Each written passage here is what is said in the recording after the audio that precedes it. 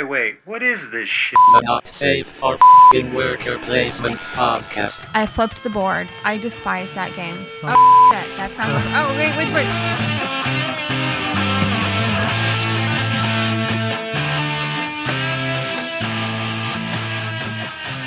Hello and welcome to the 16th episode of the Not Safe for Worker Placement podcast, a board game podcast brought to you by me, Leandra. And me, Ben. We're married and we're here to talk shit about board games. Indeed we are, dear. Yes. We are here. We are. In the frigid Arctic North that is our basement. Oh my God. I have a hoodie on and a blanket and my nose is frozen and my toes are frozen. That's what happens when it's negative 20 wind chill outside. Yeah, and we're in a basement. Yep. So it's probably about 50 in here. And we're like, we're dying. It's so cold. Frostbite has set in. All right. Well, this is episode number 16 of the Not Safe for Worker Placement podcast. Sweet 16. Yes, baby. Aww. You're legal to drive and legal to be in an Elvis love song. Oh. Yeah, he's a real creep. Ooh. Your hero. Ooh. So anyway, this is going to be a very special episode, and not because we're going to talk about Elvis's underage lovers, but because we've got nothing to talk about together. Awesome. Great way to start out content for a podcast, right? No, we basically have been so busy with buying the new house and selling our house. Correct? That's all going on and going down. Yeah, it's a going, that's for sure. It's an everyday something new to do and that needs to be done. And so with that roller coaster, we've played a couple of games, but we're going to save them for the next episode because I was able to this weekend while Leandra happened to be out of town.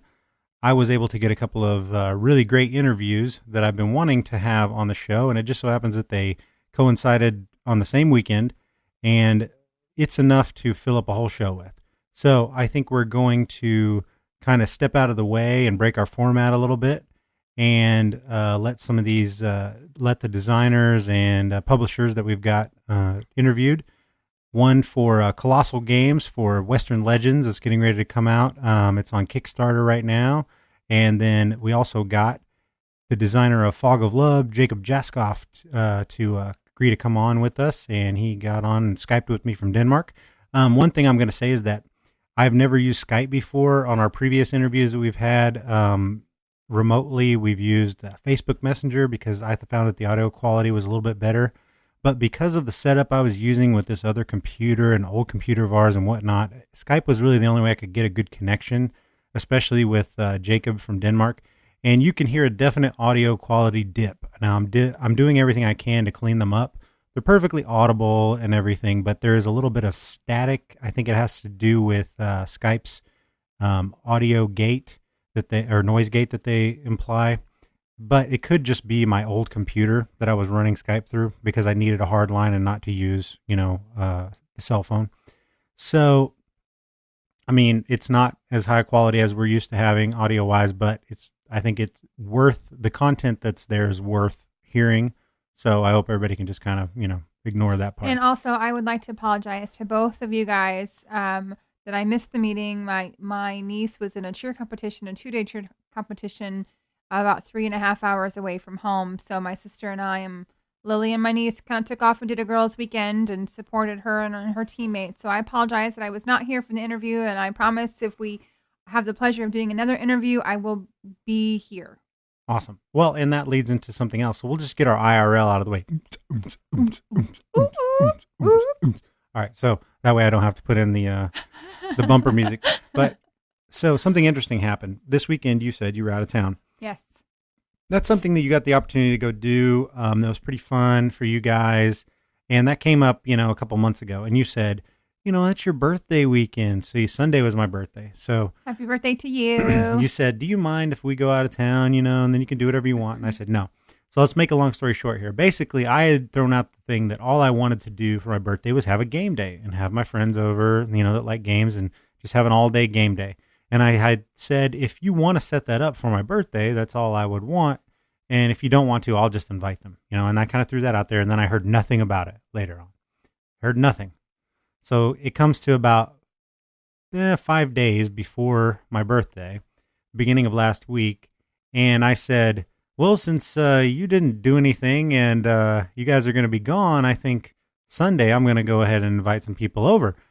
And to which Leandra replied, well,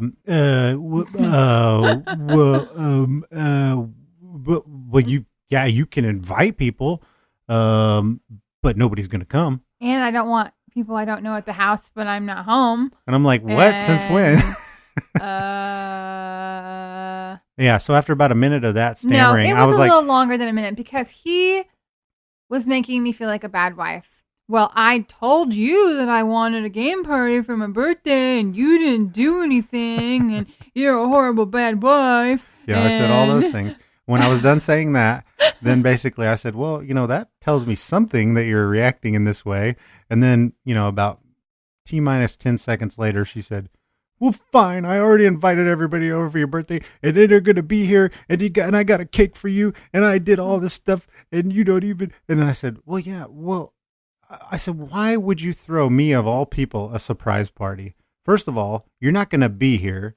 You're inviting people to the house that I'm at to have a surprise party. The logistics are just terrible. No, it was not, because I already had Craig and Vaughn already set up.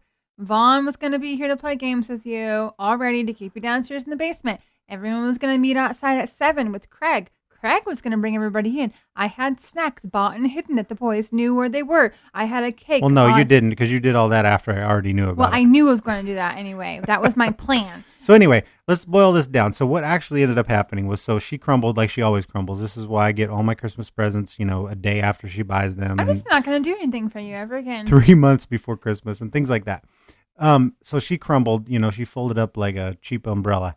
And then from then on, I was like, okay. And then I was like paranoid because then I was stressed because I was like, oh man, you invited like friends of mine that don't even like to play games and then all my gamer friends. And I'm going to have to figure out how to like balance these. And man, it would be better if I didn't know this. I was like, I wish you didn't suck at doing a surprise party.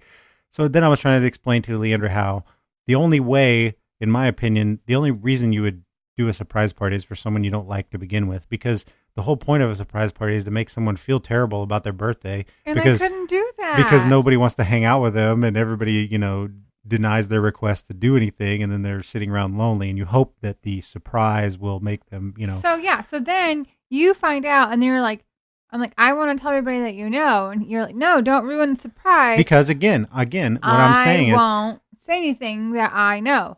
I've been on the other end, and yeah, it's fun to be the surpriser in a surprise party. So I was like, it's not fun to be the surprised, but it's fun to be the surpriser. So I was like, yeah, give him a thrill. I'm a good actor. I can, I'll play it. I'll never tell anyone. So I'll go to my grave without telling anyone. And I was planning to, and I lied. I lied to my good friends, Vaughn and Craig, the night before. I hung out with them, and I invited them over surreptitiously, like I didn't know anything was happening. If you want to come over, I'm not doing anything, just to give them. I was trying to get them off the hook. Then the next day, you spilled the beans to everybody because I felt bad for lying to everybody that you already knew. So you just exposed me for lying to people the night before. I know. So anyway, it was basically just a bad idea. It was the biggest debacle of a I will surprise party. never ever throw you a surprise party again. But the best thing about it was I got a heads up, so I kind of threw it out there that we're going to be playing games, and if you don't really want to hang out to play games, then just come by and say hi or whatever. Which scared off all the non-gamer people because they knew it was going to be a nerd stampede. And so all of my gamer friends came over, and it was awesome. A lot of people showed up, and we played some awesome games. Played Castles of Burgundy, the dice game. I played about 3/4 of a game of Dinosaur Island, and had a great time. Stayed up till 5 a.m. So it was a great, great party in the end. But it was also hilarious. I love that it was so bad. Like, it would not have been nearly as good of a story had it not fell apart like it did. It was pretty wretched. I was bummed about it. Like, I know you were. I spent my whole birthday trying to talk you out of being upset about my birthday. I was disappointed that I couldn't keep a secret. Not that I can keep good secrets, but when they're fun secrets, they're really hard to keep. You can't keep any secrets. I can't too. But anyway, so that's pretty much our IRL. My birthday was an exciting mess of a surprise party that turned out great, and did a lot of gaming there, and maybe we'll talk about some more of the stuff that I played that night in the next episode. All IRL, what else? Oh, the house. That's it. Well, I mean, yeah, we kind of touched on it. It's going. We're in the throes of selling and buying a house at the same time. I don't recommend doing that, by the way. For anybody who's thinking about selling and buying, sell first, rent, and then buy. Do not try to sell and buy at the same time. It's horrible. But that wasn't an option for us because I'm not moving twice. That's just not happening. So, that's pretty much what's been going on. That's our IRL. We will get back to the normal format on the next episode. But for right now, I'm just going to throw in the plugs here at this late date. And I'm going to say, for anything else you want to know and see pictures of what we've been playing and links to subscribe to everything we've got on Stitcher and YouTube and iTunes and all that good stuff, go to www.nsfwppodcast.com or follow us on Facebook at NSFWP Podcast or Twitter at NSFWP Podcast. And you'll find out about anything and everything that's going on with us there. So without further ado, we're going to move on to our big interviews. Now, I don't really know which to do first. I should have flipped a coin, but I didn't. I think we'll just go with the Western Legends interview with AJ. AJ's a guy that I've known for a year or so, and just so happens he stumbled into a job with what I think is going to end up being a very big company in board games, and this is their debut game on Kickstarter right now, so there'll be about a week and a half whenever this drops, so get over to Kickstarter and check out Western Legends by Colossal Games. And after that, we're going to have an interview with Jacob Jaskoff from Denmark about his game Fog of Love. And I mean, this, if you're at all interested in where board games are going and designers that take design to the next level and designers that are transparent about everything that's going on, he was very forthcoming with every step of his process, even with his licensing deal with Walmart and things like that. So it's a very interesting interview. So I tried to edit. I thought I would edit it down, but there was so much interesting things that he was saying that I just didn't cut very much out. So I cut a lot of my bullshit out, but I left most of his stuff in there. So he was a really cool guy. He ended up coming on after his wife went to bed, and it was a 7-hour time difference there. And he saw that I was we were Skyping, and I'm sitting in front of the bar or behind the bar, and he said he saw the whiskeys behind me. He's like, "Oh, you like whiskeys?" And he's like, I was thinking about having myself a glass too. So he poured himself a glass of whiskey, and we talked for about an hour. So that's awesome. So listen to that and enjoy. And we'll be back next week with episode 17. We'll see you then. Bye.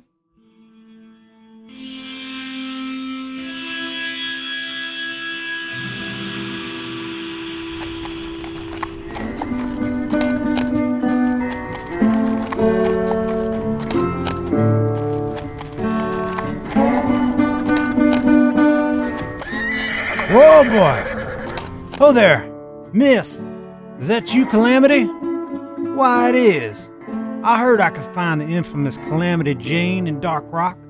Furthermore, I've also heard that you turned outlaw. So you can probably guess why I'd ride all the way out here giving that information. Well, I'll be if it ain't Doc Holliday. Never thought I'd attract the likes of you. Now don't go letting your imagination run wild, little sister. It ain't that I'm attracted exactly. Shut your sassafras mouth, law dog. You and I never had any troubles before, and as this ain't exactly your jurisdiction, I'd suggest you forget what you think you've heard and turn that sway back nag around before me and my boys have to resort to drastic measures. Girl, you gonna be the death of me. You don't even know how right you are, Doc.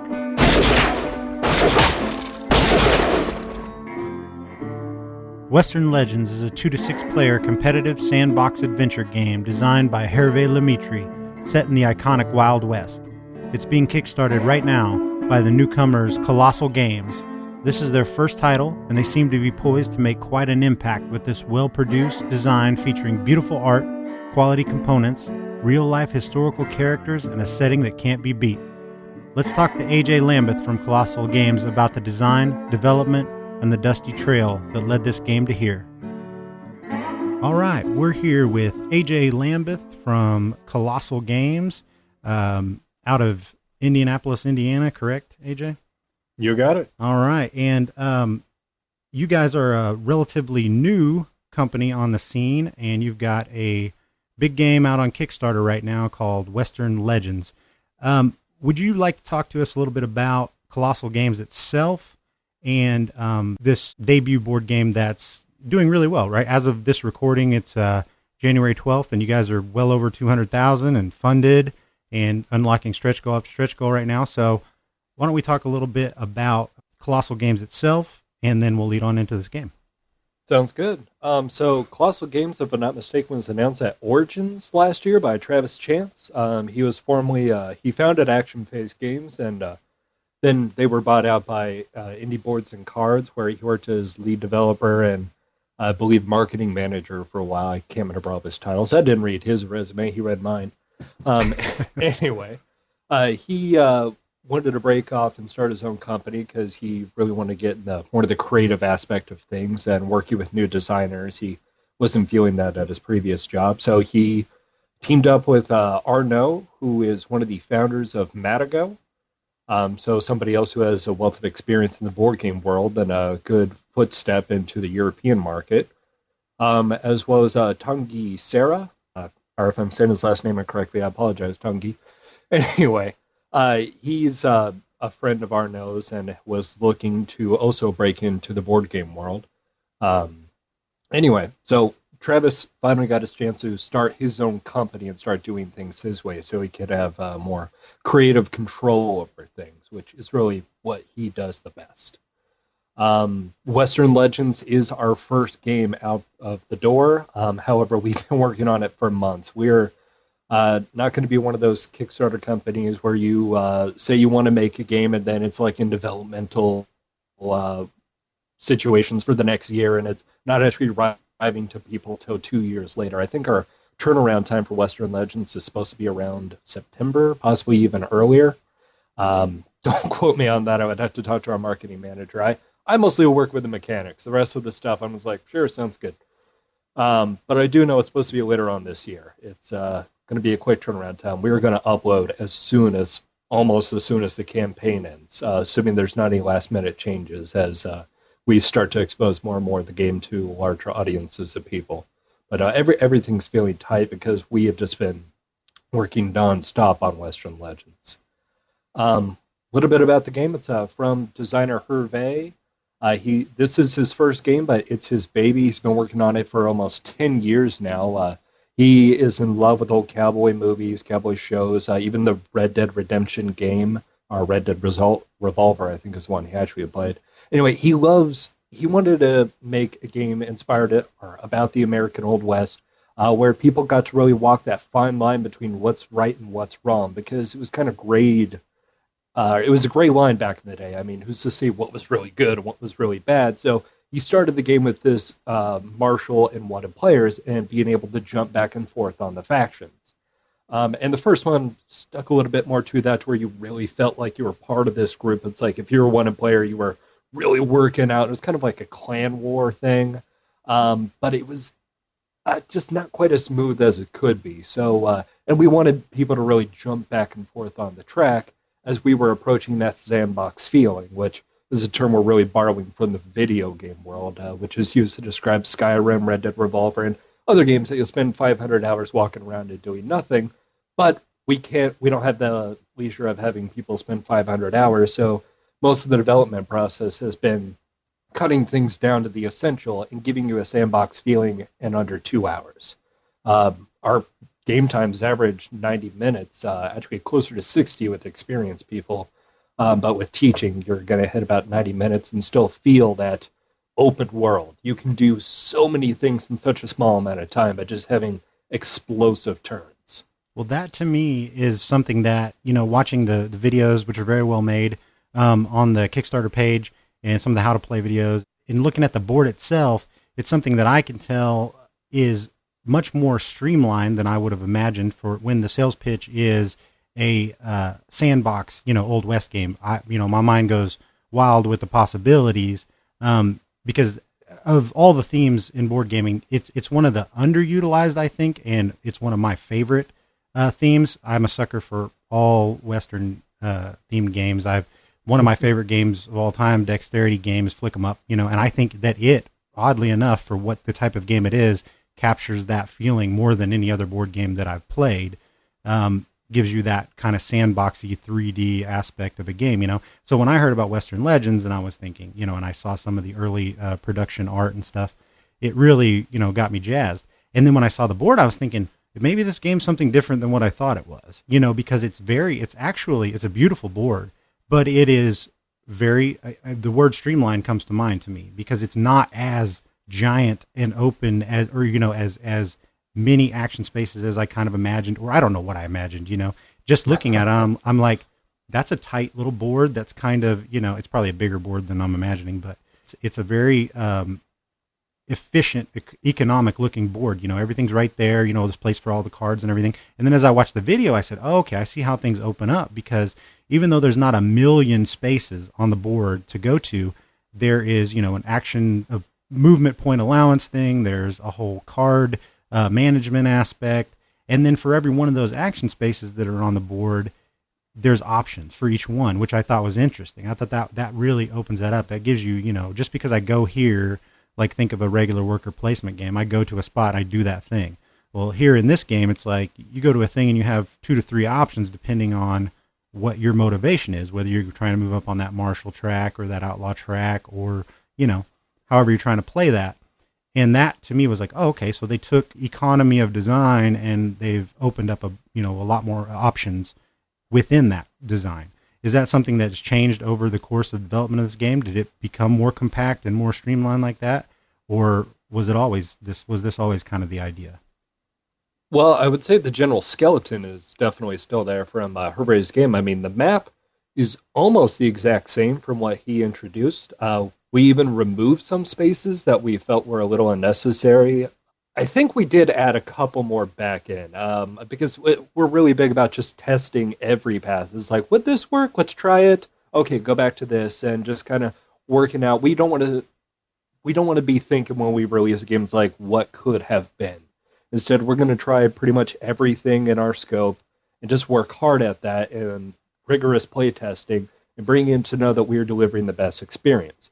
And yes, as you said, it's a lot of choices, but it's a lot of small choices. It's which is what streamlines the game. It's like, yes, you're going to the saloon. Are you going to play poker? Are you going to fight somebody? It's just, it lines up very neatly in a row so that you can make very interesting decisions, but it doesn't have that Mage Knight feel. It's like even just moving is a whole process. Not to say I don't love Mage Knight, but this is a little bit more easier on the brain while you're playing so that you can focus on the overall strategy. How am I going to get to the end game and not just how am I going to finish this one turn? That's very interesting. And the fact of the playtime, it's not a 4-hour game, whereas it could easily be with that theme and that idea of a sandbox world. That could easily turn into a Mage Knight level, 4 to 5 hour type game. But I welcome the fact that it's not that. I like how different options unlock as you move up its fame, right? Is that what it's called? The points, basically, victory points are they infamy or fame? Points. Legendary points, excuse me, yes. So as you get the legendary points, you unlock special abilities on your player cards and then your players, so all your players have asymmetrical abilities. And one thing I would be remiss if we didn't talk about was the characters that you've chosen. So you guys did some polls along the way up to pre-production, for people that are following along and, kind of ask, what did you think? So how many characters are available in the Kickstarter right now? Ooh, okay. In the Kickstarter with the expansion? Yeah, it's like there's a bunch of extras in the expansion, correct? Yeah. Yes. Let's see. There are 12 in the base game, 3 in the expansion, and I think we've unlocked 3 more at the moment with stretch goals. So 21 get on the list and scroll down. 21 possible at this moment. That's a lot of different characters. With each one. I believe 18 at this moment. 18 at this time. Well, that's math for me. So we're looking forward to more stretch goals. 21 eventually. Yes. Oh, that'd be amazing. And I like the idea that like Bass Reeves is one of them. So and there's several women characters, Calamity Jane and Bellstar, who and there's so it's not Annie just Oakley. Yes. So it's not just your run of the mill. It's actual Old West personalities, which is pretty cool. Both of them are just obsessed with those old cowboy movies, and it's just amazing listening to him talk about his inspiration and just how excited he was for this project and seeing his baby come to life. He's been working so hard on this for so long. Well, because it just started off as a pet project for him. But like you said, he's been working on it for 10 years. So, the fact that you guys were able to get a hold of this game, and I mean, honestly, I think for a new company, even being that the owner has experience in the field, in this business, he needed to come out of the gates with a really good product. And I think just visually, aesthetically, theme, everything, this game really looks pretty interesting, to me. And I think by the backing that you guys are getting right now, it's doing really well. And I think it's just a really good one to open with. So there's one thing I wanted to talk a little bit about. Were just some of the different mechanics, because we've kind of touched on them, but then I interrupt like I do. So basically, what I'm getting from the videos that I'm seeing it's big on a hand management mechanism. I mean, that's a lot of the games, like these poker cards that have different abilities also built into them. So like you can play poker with them, you fight with them, you can also play them for their special abilities. And there's a lot of things about drawing cards and discarding cards. Is that sort of like the core mechanism of the game? I would say it's a side mechanism. Doesn't feel like a trading card game where there's a huge chunk of text on the card. I mean, we're using, I believe, a 12-point font for a reason on the cards, and that's because there's a small amount taking up a large space. And the idea is that, yes, the cards are very important. They supplement a lot of your actions in the game, but they're more just like bonuses that you tack on to what you're doing. Yes, I'm fighting. It's going to be resolved in like under 15 seconds, the whole fight. And you can easily look at your hands, and you'll know them very quickly, with the exception, of course, the first time you sit down and play and read your hand for the first time. But after that, it's huge font because you were just going through everything and able to process it so quickly. We want you looking at the board and not what's going on in just your own hand, because the game's down there. Interesting. Very, very interesting. I really like cards as something like that to spice up a game. It's nice when they're, like you said, not the focus, because that is a thing I hadn't really thought about. Of if the cards are too involved, then you're not looking at the board, and the game is, I guess, all in all about moving from place to place, trying to fine tune what you're trying to do and get from here to there to accomplish that. And being as that it's not a super long game, you kind of need to be thinking about that the whole time, and not you're not doing tons and tons of future planning based on what's in your hand, which that's interesting. I like that. What do you think about Kickstarter in general, as this being your first time being involved with it? How is the process going for you guys as a company? Has it been pretty smooth? Because you had a lot of lead up, and I thought that was really good. There was some pre-hype, and there was some, it didn't surprise a lot of people. Most people that I knew of that are into board games, kind of knew it was coming, which is a good thing. And I was wondering if that's sort of a thing where you see a steady build more that way, or if you come out of the gates, like you guys were number one on the hotness on BGG. So that's got to be a really big boost to a campaign like this. So seeing that that's true, and that you were on a lot of the most anticipated lists and stuff like that, do you think just having that word of mouth and that pre-push, the pre-launch thing, has made this campaign easier? And do you think that will continue throughout the campaign, or do you think that's your initial boom, and it's up to you guys to, to keep it going through the whole campaign? Well, I believe the initial boom, or reaching the top of the hotness list, is definitely a big help getting us out to so many people, because I am checking the forums every day, and it's just so many new names. There's some names I see every day. PK Levine, I know you're out there. Guy with the weird cat picture. I see it every time. Anyway. I'm seeing so many new faces, and that's because we are staying at the top of the hotness list and actively being involved in the community, which is only possible because we have 5 full-time employees. Travis and I work on development, and we thankfully have Kira and Mark out there just working as hard as they can to make stuff like this happen, getting to the top of the hotness list, getting the reviews, and talking to people and doing the whole grassroots stuff. Like, we've been driving around to so many conventions and just like any little gaming thing going on in the area so that people will notice us. It's taken the effort of everyone, but I mean, Mark and Kira, that they're working their butts off to give us that advantage that small companies wouldn't have. Because, I mean, I've seen so many companies rise up. They'll hit like number 2 slot or something and then fall back down the very next day, which is very sad. We're only staying on top because we are very dedicated and have the team to accomplish this. We're able to actually, during work hours, respond to people and keep that interaction going, whereas other people work 9-to-5 jobs and then will come home and do Kickstarters. And during the whole campaign, they are just ready to die because they're working nonstop. So we're very just lucky to have a full team, which is also why I believe we're going to have such a quick turnaround, be able to show what backing a colossal game means. You're going to get your game as quickly as possible. We are doing all the research needed to take care of all the shipping nonsense, and we already, again, have the graphic design pretty much finished, the art's completely finished, except for the new character that's being voted on the poll right now, but we are going to turn a game around to the people as quickly as possible. That seems like quite a feat, you know, for it to be the first title from a new, smaller company.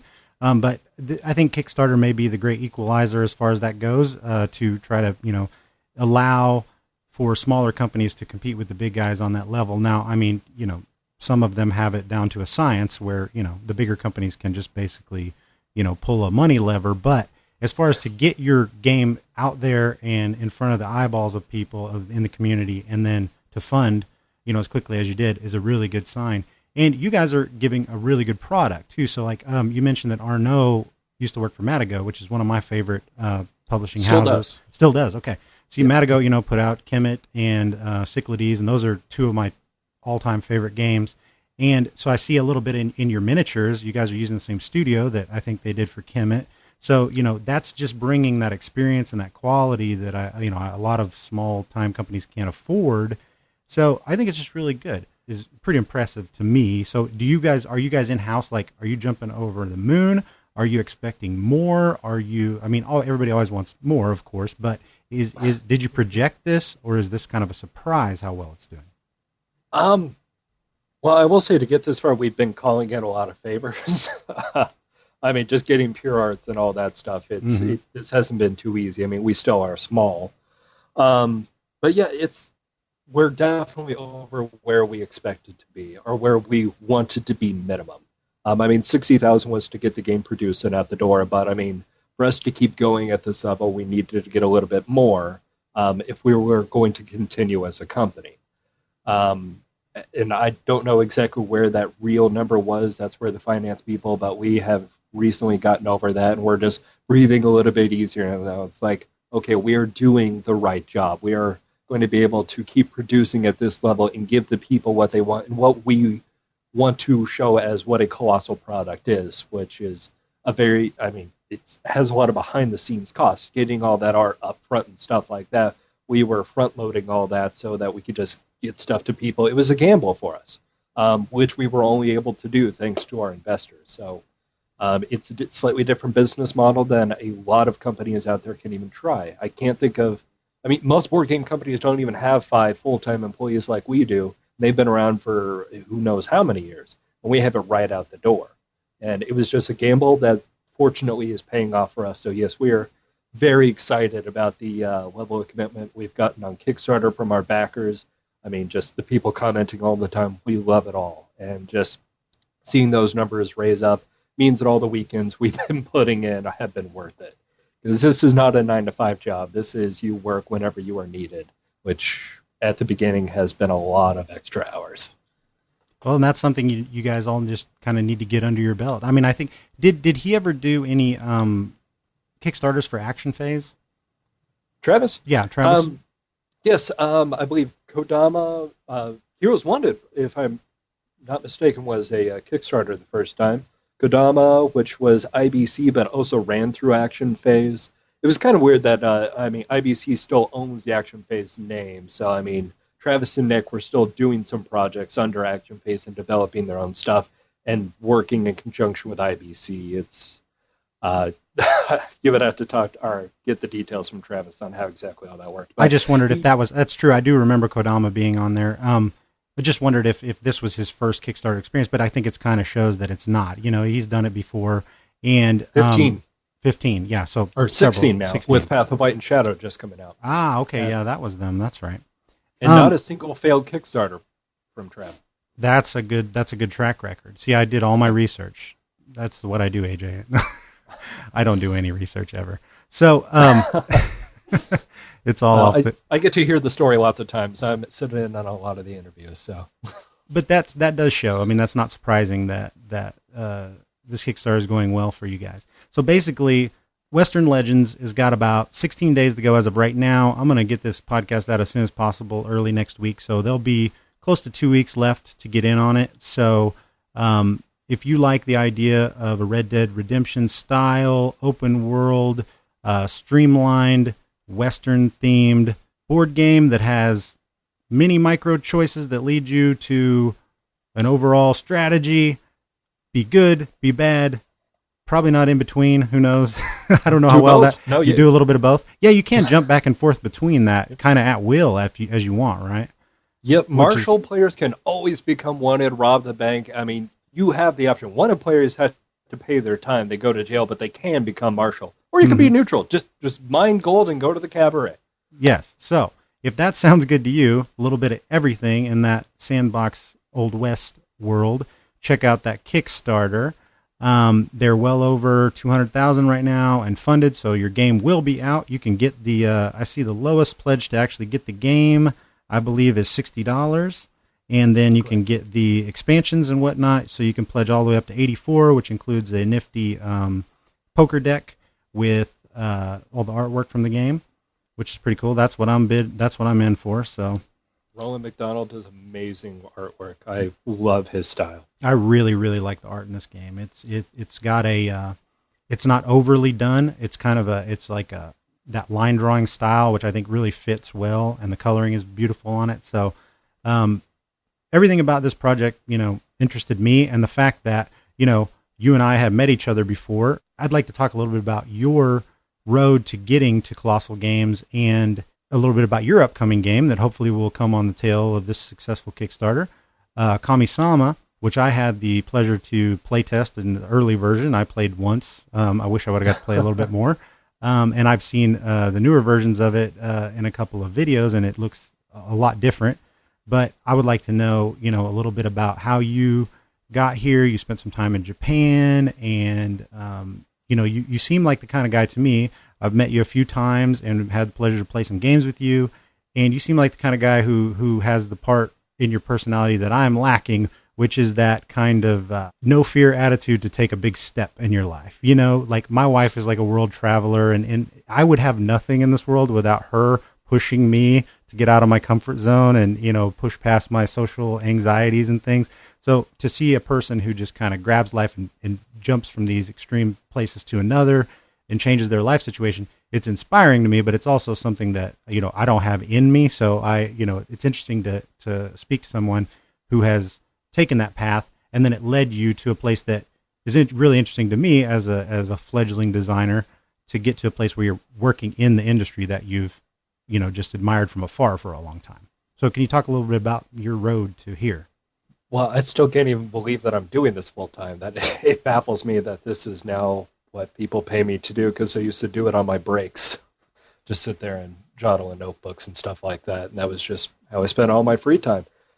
So I first met Travis at Geek Way to the West. Wow, only a year ago now, roughly. Oh, really? Was that when you were there with the Stonemeyer? No, that was separate. Oh, okay. I did go to Stonemeyer. Then there was Geek Way to the West, which I believe was a couple months later. Oh, I thought the culmination of that little contest was at Geekway. Was that a different thing? A different thing. Oh, okay. Yeah, sorry. The Stonemeyer thing is mostly just like showing your thing. There is a contest there, but it's mostly just designers coming and chatting in a loud room for 2 days straight. Okay, so I derailed you. No, it's great. We had Jamie on the podcast, so I was like, and I like what he's doing around this area, in the Southwest Missouri type area, or he's not really Southwest, but we are. But he's making a little bit more, the Midwest, a little bit more of a design hotbed where I don't think it necessarily was before. So and now you guys are kind of in that mix too. So now I'll shut up. Continue. Oh, no, without Jamie, I wouldn't be here. I mean, that design day is really what changed things around and made me want to take Kami-sama more seriously. I remember taking it out there and getting my first real feedback from other designers. I mean, not that playtesters weren't giving me good stuff, but there weren't any people that had honed the craft to a fine knife or whatever in the area. So I kind of remember. Sorry, I'm jumping in again because that's what I do. I don't know how to interview. I'm terrible at this. But I do remember you doing it's something that was going on at Geekway, and you were showing the game off, and it was right after I had played it. And I just remember you saying, and I was telling everybody, I think this is a really good game. He's going to have a good showing. And I remember you walking kind of down and kind of after the thing and kind of being like, well, they just tore it apart, you know. And I was like, oh, is that what you have to expect when you go to something like that? Or like, you know, so, but I guess that's part of the process. You know, that's the part of the process that freaks me out. Like, I don't mind, you know, play testing with friends and stuff because nobody's going to tell you straight to your face that your game sucks or it needs this, it needs a complete overhaul, which they apparently some people will just tell you. Oh yeah, I mean that's why you need somebody to tell you if your game is awful, but also to tell you what can be fixed. Because a lot of people, I mean, even my parents would tell me it's like, hey, this game doesn't work, but they can't tell you why it doesn't work, and that's why you need some more designers or people that have at least played games so much that they can just like hone in on those things. Is like, here's why this is wrong, and that's why you need to get involved in the design communities, even if it's just online. I mean, Reddit, Board Game Geek, there's Slack channels going on, and I've jumped in and out of all this stuff thanks to Tabletopia and Game, the one on Steam, I can't remember. You know, I mean, there's a lot of virtual tools where you can get in there and talking to the community and people that actively think about design. It's amazing what you can do. But I mean, Jamie's design day thing was the first thing that really got me going to take this path a little bit more seriously. And then I was fortunate enough to be a finalist at a contest IBC was having at Geekway to the West. Unfortunately, my game did not do so well because they were looking for a game to be taught in under 40 minutes, and my game barely plays in under 40 minutes. I said taught, I meant play. Mm-hmm. So yeah, I think we had just finished the teaching and gotten a couple rounds in when my time was up, so it did not go over very well. But Travis saw something in the game. He was wanting to pitch it to another company, so he ended up taking my prototype that day. But I believe it was a no-go because I didn't hear back from him for like a month or two. I wasn't really tracking the time. I'd started on some other designs and stuff and trying to get a job. I had just gotten back from Japan. But anyway, he contacted me shortly after announcing Colossal, and he still had the prototype. He's like, hey, I was checking this out again, and I think there's something here. I mean, the round board turns heads. I mean, the fact that you're actually rotating the board and there's little Japanese shrines. Then, I mean, Kodama's success that also kind of tempted him is like people love this Japan stuff. So that was another thing to help bring in the crowds. So we started working together after Colossal was announced and he was looking for his first few games. I started putting in all my nights, talking to him on Skype. I built the game online so we could play on a virtual board and just got random people to play with us that way. And about 2 months of doing that, we just enjoyed talking with each other, and he apparently enjoyed my process enough that he wanted to hire me. I was still young. I was looking for somewhere to move because I didn't want to live in Springfield too much longer. Not that I don't love Springfield. I love the gaming community down there, but I didn't want to be a telemarketer for the rest of my life, which was mostly what the career opportunities for somebody in my position were.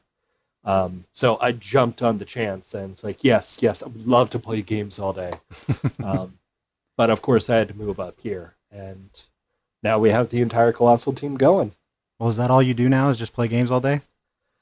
I wish I got to play games all day. Actually, it's mostly spreadsheet work for me, because a lot of the development work is just balancing stuff. We need to make sure that we are putting out a tight product, so I will partially play stuff, find out what's going wrong, and then go to the sheets and try and figure out what's wrong. Or, I mean, Travis is very from-the-gut designer, and I think that's really what helps us together is I do a little bit of the math, he does from the guts, and I mean, just his wealth of experience knows which way to take it, even if he can't tell you why. So then we'll start down a new path until we figure out what's going on. Again, we like to explore a lot of different branching paths while we're designing. Just quickly make and break stuff. It's a fail faster approach. I get it. I'm definitely a from the gut type of guy, and when it gets to the math portion, that's where it falls apart for me. And I feel like I have to brute force everything into being, into something that works instead of a spreadsheet is my worst nightmare. So, I'm sure for a guy like that, having somebody like you who that's your forte, very, will help you guys work off each other and play off each other. So now that basically Western Legends is a success, it's funded, and it's, barring any major incidents, it's, you guys are ready with all the files for the most part, and it's going to be a short turnaround. I can assume, and I'm assuming on your behalf, that this is a pretty good success. And so lined up for the company, tentatively or locked in, I don't know, you can tell me, is a game that you designed, which we talked a little bit about, Kami-sama. Why don't you tell us a little bit about that, in how that game has evolved a little bit? So, Kami-sama, the idea of the game is that you are a Japanese spirit or a kami, and you are vying for control or the devotion of the local villagers in 4 villages that are surrounding a mountain.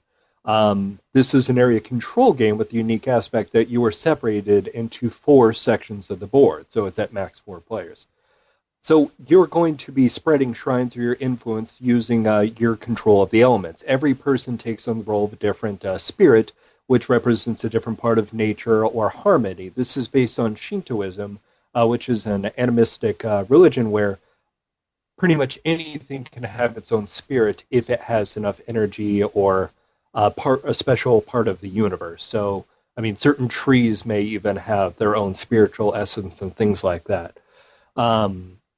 So you take on a different aspect, like maybe you're a forest deity, and you can just put trees in the middle of people's living room. You're going to use your unique powers and a way of manipulating the board to try and spread as much of your shrines as possible and taking down opponents. There's, of course, limited space. After every player has taken their turn, the board is going to rotate and place you in a new section of the board, because you can only play in your section, except for a few abilities that reach over. But in large, you can only affect just your area. And the reason I did this is I didn't take that games where my plans were constantly foiled just by somebody reaching over there and just introducing that whole dickish element. And also, politically, if I'm playing with my wife or a good friend or somebody, you don't want them to feel too bad, but you want your best strategy to happen. There's, within people with some sort of empathy, a part of you that you don't want to crush somebody's dreams. So I first approached the game by okay, what if I split it up into 4 sections? That way you can just sit there and focus what is the best combination I can do? I have a huge background in Magic the Gathering. I love it when your cards you pull off that sweet combo and just keep the momentum going. And that's how I first approached Kami-sama, is I gave everybody their own little special abilities. I'm figure out how to combo this. And the first iterations were really crazy. You had to spend certain numbers, like the cheapest ability was 3, and if you comboed right, you would be hitting 20 points to spend, and just try and spiral that as much as possible. When you pulled it off, it was really fun, and players loved that. It's yeah, I feel so clever, because I got 25 points and I decimated the entire side of the board. But it was crazy. Only people that had played the game 5 times could figure out what the heck was going on. And thankfully, Travis is the one that really nailed me down to a system. It's we have to make it simpler. And now we have an action point allowance system with just cubes, which really hones it down, but we had to make it to where the abilities make up for that. So your decisions are a lot more meaningful. Whereas in the original game, you could just throw away a couple points while you're playing with stuff. But now you're sitting there and say, okay, I'm still thinking as much about my abilities as possible while not doing math in my head, which was the goal the entire time. I think if I can remember the version that I played, I think there was some version of an action point allowance system, but then it was also really about, comboing your special ability. That was a big thing, trying to take advantage of that special ability of your character.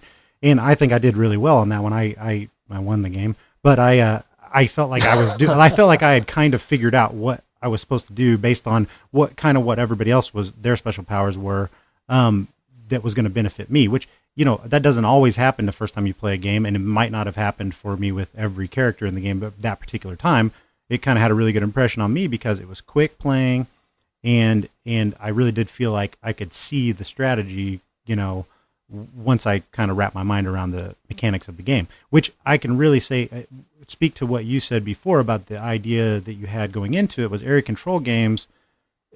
More and more in this hobby, it seems like Take That is kind of going out because it takes a little bit of the strategy out of a strategy game. It's hard to long-term plan if you know that somebody can just come and undercut you at any time. Some well-placed Take That or, fighting abilities, that it depends on the type of game. But in strict area control type games, it's becoming a design challenge, I think, to not just be like a war game or a risk style thing where, the most pieces in an area are going to always, you can't turtle and basically, just try to smash your way through.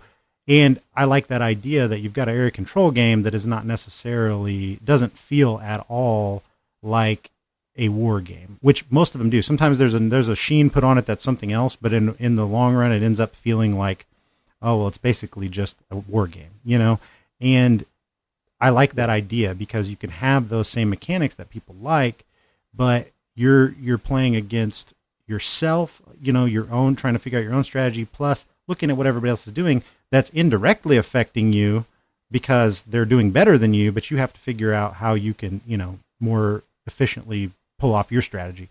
So I like the idea because I love area control games, but it's hard to get some people to play them. Like you said, if I play with my wife, she doesn't want to play something where I can go in and kill all her people. You know what I mean? She's not into that. But I really think from what I saw of Kami-sama before, it kind of takes those kind of game mechanics that I like and puts it in that more palatable way, which goes into the theme of the game. The theme of the game about balance and not necessarily about destroying your opponent. You know what I mean? Yeah. Does that make sense? Yes. Yeah. No, I agree with you. And I mean, it's issue for so many players, unfortunately, that you don't want to create that negative feeling. Mm-hmm. So I try to remove that, or at least cut it down as much as possible to where when you're doing it, it's just a matter of this is pure strategy, and you're only going to feel it a couple times on your turn because you're focused on just your current village. I mean, of course, it is still Take That, so that you are removing other people, but because it's going on the other side of the board or whatever, it doesn't feel as much of a personal attack. And they also have the ability to do it to you kind of, a little bit more regularly. It doesn't, to me, the game at the point that I played it, didn't feel like direct conflict as so much as, I know you can do this. So I have to prepare for instead of being like, you might have a hidden card in your hand that I don't know that's going to come out and be like, whoa, just decimate me. It's more like, I know what you can do. I got to watch what you're going to do and try to plan for that inevitability or whatever. Which is interesting. I like that a lot more than the surprise, whoops, I moved in and, blew you up with this one big card or something like that, It almost reminds me of Onitama in that sense. It's what your opponent can do, so you do have to plan for that ahead of time. Mm-hmm. Another game that I love, not because it's Japanese theme, but just so beautifully made. Arcane Wonders did such a great job. Well, and that's the other thing about the design that I felt when at the point again that I played it, and it's probably changed. I mean, I know the board's changed a lot, but was that it did have an abstract sort of feel, but the theme itself with your characters, getting those characters, that's sometimes all it takes for something that could seem very abstract to get a good theme on it is the fact that I have a character that is a god, and they basically have their own ability, which that brings out that theme, and since you have, if I can remember properly, the forest that you could place out, and and mine was particularly good at that. So I was trying to figure out how to work that strategy, and each one probably has their own strength like that, which makes it interesting because I'm not doing the same thing that my opponents are all doing. We're working at from different perspectives at that. Yes, the asymmetry is the other thing that we get a lot of high praises for. Right now I have 11 characters. There's 8 in the base game, and I have 4 set aside now in the expansion that you can get, and everybody has such a different way of approaching the game. Which to pull this off, we had to make the base game fairly simple. It's adding and removing shrines. I mean, more or less that's what you're doing, which sounds boring, but the ways that you're pulling this off and the strategy that you have to think about, the 4 different quadrants and how the people can interact with the board, makes it interesting again. But I mean, everybody's unique flavor. I'm approaching this puzzle in a different way. Hawa, our harvest spirit, does an amazing job with the favor of nature tracks, which you didn't get to see because that was after Travis jumped on the project. But she does an amazing job of balancing her favor with the villagers and her connection to the natural world. So that's where a lot of her victory points will come in. Whereas somebody like Shize, our wind spirit, is great at lining up for goal cards and getting these goal tokens. Another thing you haven't seen, unfortunately. But those are the other big point granters. I almost want to say it branches into those 2 paths. Either you're following favor of nature, or you're getting village tokens. And I mean, between those, there's still trickling paths to how you still accomplish everything, or just mix and match, kind of like Western Legends. So many ways to do it. But I mean, everybody has a rule that they will break. Shize will move stuff around on her turn. Hala will gain boons from going in the fields and stuff like that. The radish spirit will plant little radish babies and try and trick you into eating them, which gives him some bonuses. I love him for that. But every time you play the game, you can play a different character, and you will just have to think about the puzzle in such a different way that that's why I love sitting down and playing this game every time. I know it's my game, but even then, I played it over 100 times. I still love it because I have a new puzzle each time I sit. That's great. I sit down. That's a really good sign. If you're not getting bored with your own game, I think that's, as a person that's done play testing on my own stuff, it can get to the point where I'm like, I don't know if that's a good sign or a bad sign, just because you've went over it in your head so much, but it's kind of depressing whenever you're like, I am sick of playing my game. Like, will anybody else ever want to? So that's good that you've put the thought into the asymmetry and the different approaches to the game that stays fresh. I heard about the Radish God. I think it was Blue Peg, Pink Peg got to play it somewhere, probably in Essen, yeah, and they were going on and on about the game, and I was like, oh, I think that's AJ's game. Oh, that's awesome. So yeah, and it sounded like there was a lot of different mechanisms from what I've seen. So I'm really interested to see, how it's changed and what it will become by the time it hits Kickstarter. Is that the idea? And when do you have any time frame of when that might happen? February 20th. Awesome. So you guys are locked down. This was the last date. Yeah, 20th. I want to say we didn't lock that down. So yeah, that'll be next month, and I'll be driving down at HBCU at VisionCon. Awesome. I believe you're going to be there. Yep, I'm going to try to be anyway. And I'm going to try and get you a reviewer's copy this time. Cool. Since I'll be sending out some stuff myself. But anyway, yeah, it's going to be. We are a Kickstarter-based company because while we are front-loading a lot of the money into the art and stuff like that, that is always a gamble, and I mean the company will fall apart without Kickstarter. We're very dependent on having a successful campaign, which is why we work so hard at making them successful. Also, I mean it's a great advertising avenue for us. It gets the name out there. It allows us to get feedback from the community because I mean even though Western Legends is pretty much developmentally done, the rulebook's typed up, we are still reading everybody's comments. Every day, Travis and I are talking back and forth. It's like, well, how can we accomplish this? Everybody's voices are heard through something like through Kickstarter, and I enjoy that. It's not a retail release where we just get all this negative feedback, and then maybe 2 years or however many years we'll do a second edition. No, we get to hear back from the community immediately. We get to have fun contests, introduce new characters that we never even thought of and stuff like that. We love being involved. It's why we love being a part of this industry. It's about sitting down with other people and having a good time. And I feel like Kickstarter helps keep that alive, even if it's digital form. I really love the idea that it's I said earlier, it's the great equalizer, and it's brought people like Jamie Stegmaier and Ryan Lockett, and now you guys and some other companies that I'm probably leaving out that could not compete on a level with the Simons and the Asmodees if it weren't for that platform. So I am going to wish you guys all the best luck, you especially, and I'm glad you're part of a team that you really, really like working with, and it sounds like you guys fit really well together.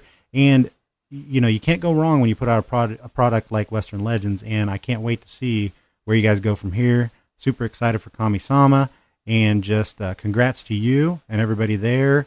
Send our wishes your way, and hopefully, we're going to review the game eventually, and I've already got it kickstarted. So, I mean, I'll be forced to say if it's completely terrible, but I can tell you right now that I don't think it's going to be. You know what I mean? Like, it's one of those games where, like, the writing is on the wall for it to be, depending on how much your tastes swing my way, you're going to like this game. And so I'm just really excited to see what you guys come out with in the future, and I'm really glad that you took the time to talk with us.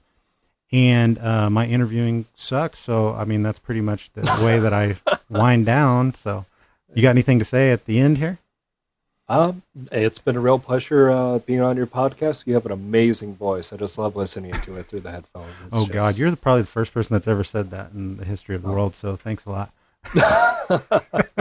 No, I'm looking forward to coming down in Springfield and seeing everyone again. And yes, I'm bringing Western Legends, Kami-sama, and Omen, our third game that's coming out on Kickstarter. Ooh. Well, we'll have to have you back on to talk about that one. Well, but definitely, I would like to have you on whenever Kami-sama gets rolling on the Kickstarter. We'll talk a little bit more in depth about that. And then you've got a third game lined up too, huh? So yep, it's from Small Box Games, John Cloudis. I don't know if you've heard. Oh of yeah. Colossal bought Small Box Games, so we are reprinting a lot of his catalog, or helping him with some new stuff, like his first big game. Awesome. A Small Box Big Box. A Small Box Big Box. Well, it sounds like you guys have a lot in the future to look forward to, and like I said, we here wish you all the luck. Leandra said she wishes you guys luck too. She was watching the video of the game, and she said it looked awesome, and if she could have been here, she would have been. Well, hopefully we'll get to talk to her next time. I think it's been a while since I've even seen her. All right, AJ. Thanks a lot, man. We'll talk to you later. Thanks, Ben. Take care.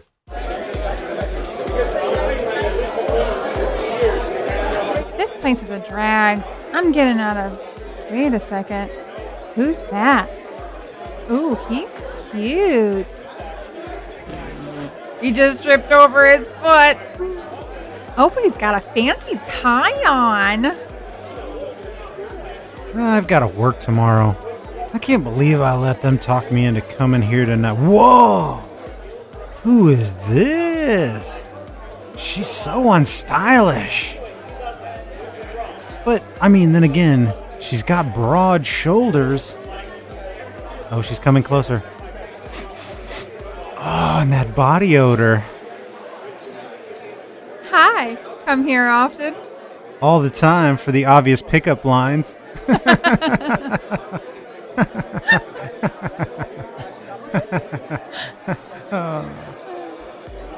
Fog of Love is a two-player romantic comedy simulation game by designer Jacob Jaskoff, who set out to make a game he and his wife could play together. After much research, testing, and iteration, he has succeeded in creating a game that blurs the lines between traditional board games and RPGs, while at the same time scoring an unlikely distribution deal with the retail giant Walmart. Let's talk to Jacob about his design process and just how this game came to be in the unique position that it's in. All right, we're here live all the way from Denmark. We have Jacob Jaskoff, the designer of Fog of Love, and I'd like to thank him for coming on the podcast. Thank you, Jacob. Yeah, pleasure to be here. Thank you for inviting me in. All right, and I had to clarify that it is Denmark, that you were Danish, not French, as in when we reviewed the game, I just blatantly made up something and said you were French because I didn't do any research. And you were kind enough to correct me, and that's what started this dialogue on Twitter that led to this. So that was nice. So my uninformed opinions of just pulling things out of the air. But what I thought was, it's a game about love, and I heard your accent, and I was like, it's a European accent. It's a game about love. He must be French, I guess. So I think the Danish just aren't getting their due as the suave lovers that they should probably get. No, but a small country, so. So why don't you, if you would, tell us a little bit about yourself and how you got into the board gaming hobby and what led to you designing this new game that is really kind of blowing up right now. So. Yeah, thanks. Yeah, so it's a long story. So I've been, like in the 90s, I was a big role-playing game geek. So I played a lot of role-playing games, also board games, by the way. And I arranged some of the largest conventions in Denmark. So I thought some people called me the king of geeks in my hometown. So I was I was just doing something with games like every day, and all my life was about games and designing games, arranging stuff with games, and doing stuff with games. Also teaching games, by the way.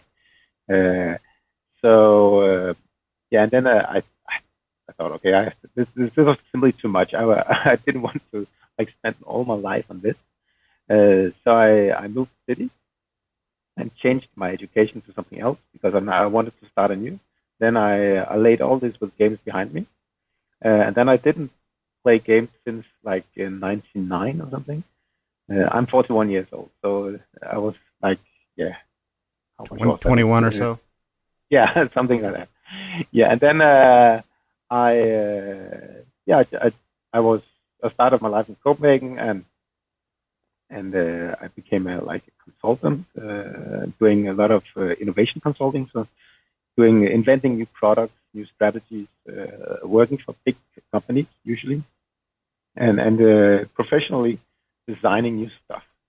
Then, like 4 or 5 years ago, I began to play games again because I thought I missed something in my life, and I wanted to have this aspect back into my life. And then I was like blown away by games because things have changed dramatically since I played games in the 90s.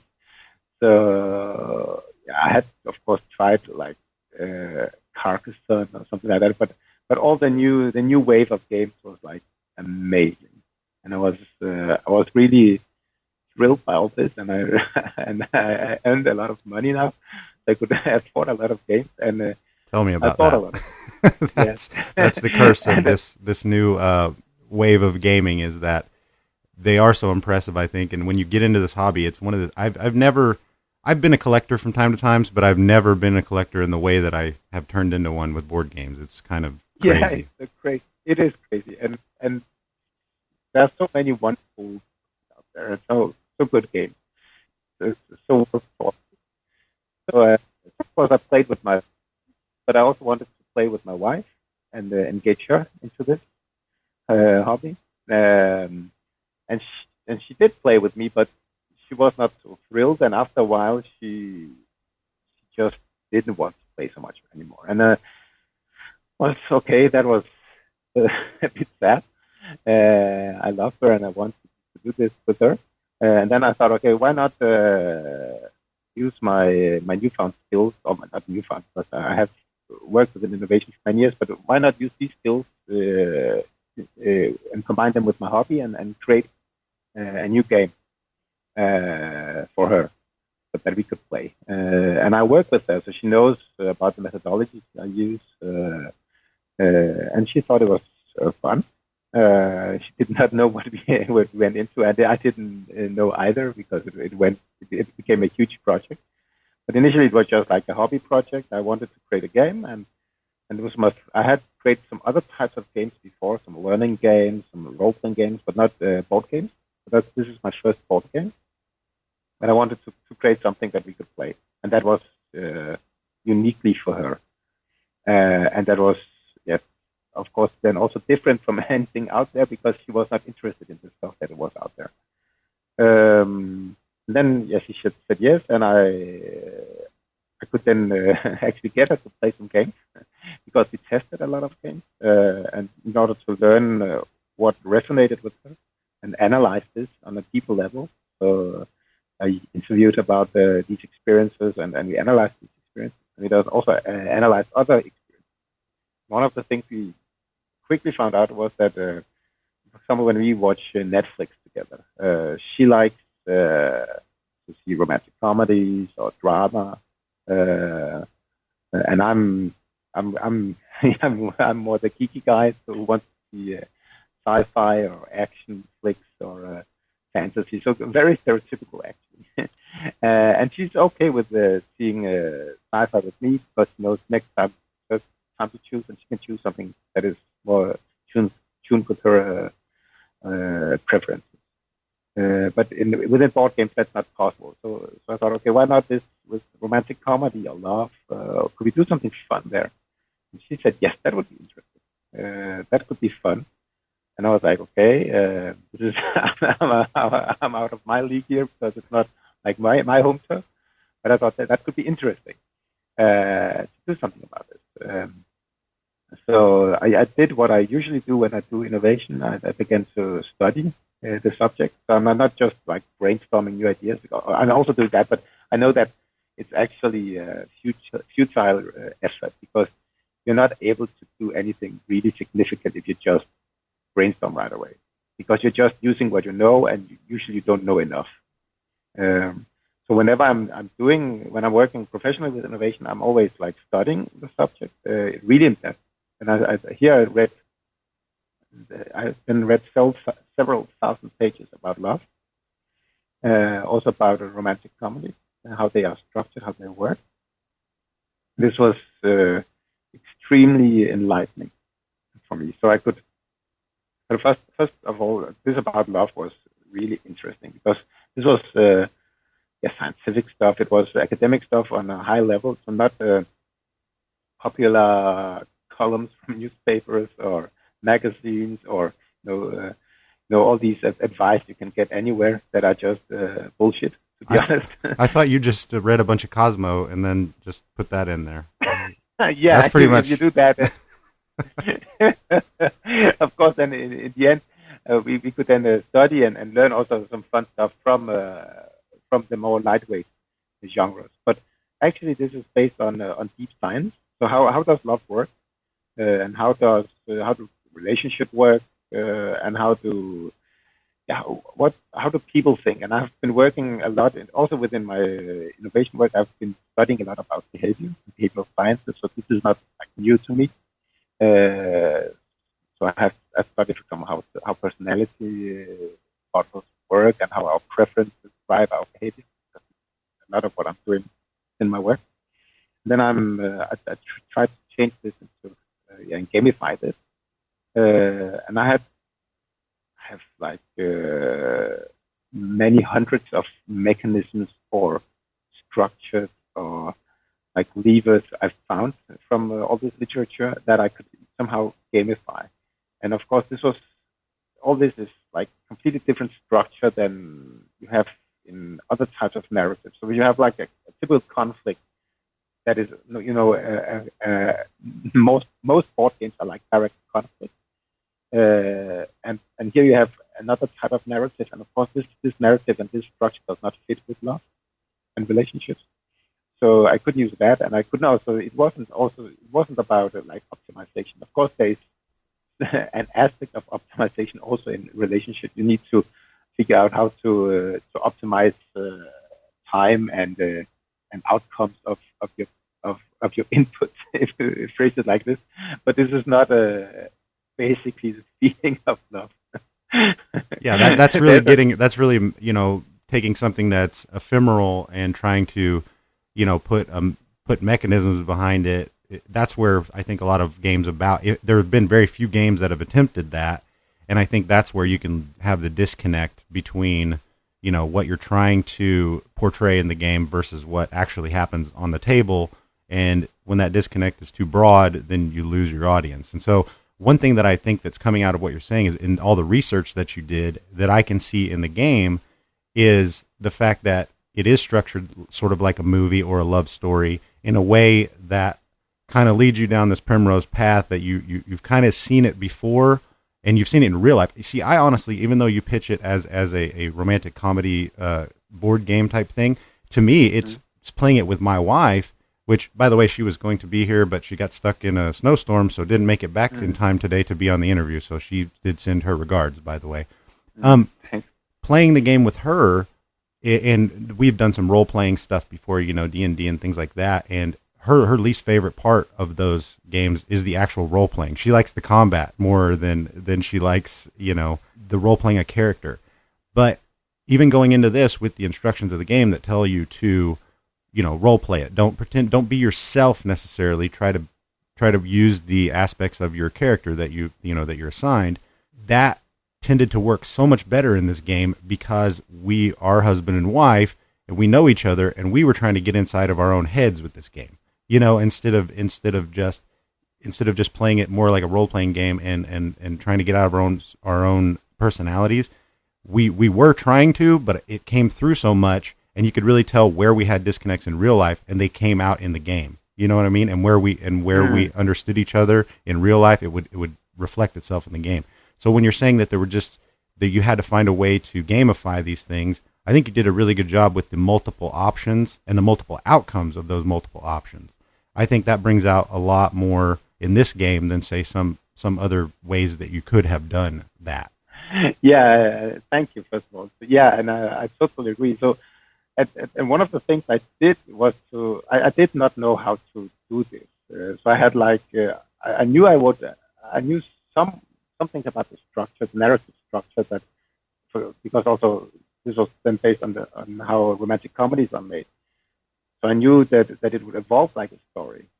But then what kind of scenes and cards should we play? And I think I had like 40 or 50 different types of cards initially. And the different variables I could track. So I had like a love meter. I had also a meter for how attached you are and how prone you are to then break up, or how much. I had something called break up cost. I had a lot of different things I tracked. And then I had, of course, also these cards with choice. And initially, I tested a lot of these, and then all these cards with choices, they were just so fun, and they just worked so well. So it emerged from my an early playtesting that these cards just had something in them.